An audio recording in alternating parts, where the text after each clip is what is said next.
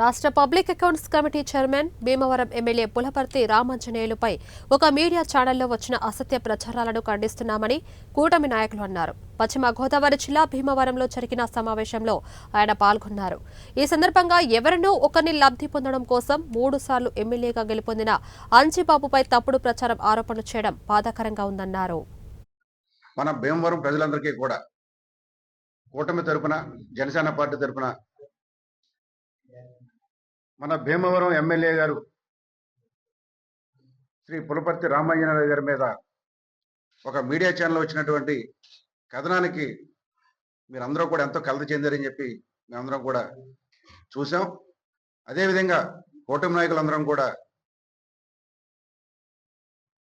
చాలా ఆందోళనకు గురై మానసిక వ్యాధికి గురవడం జరిగింది. ఎందుకంటే గత 10 ఏళ్లలో ఆయన చేసినటువంటి పరిపాలన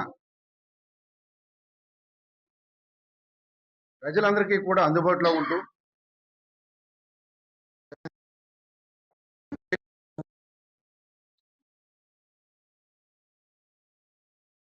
మనసున్న వ్యక్తి, సౌమ్యుడు.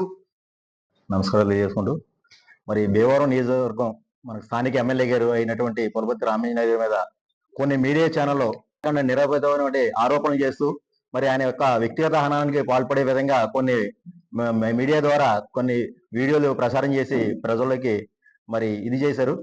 మరి గతంలో 4 సార్లు ఎమ్మెల్యేగా పోటీ చేసి మరి 3 సార్లు కూడా ప్రజల యొక్క ఆమోదం పొంది మరి భారీ విజయం సాధించి మరి ఒకసారి 2019లో పత్రికా విలేకరులు అందరికి కూడా ముందుగా నమస్కారం.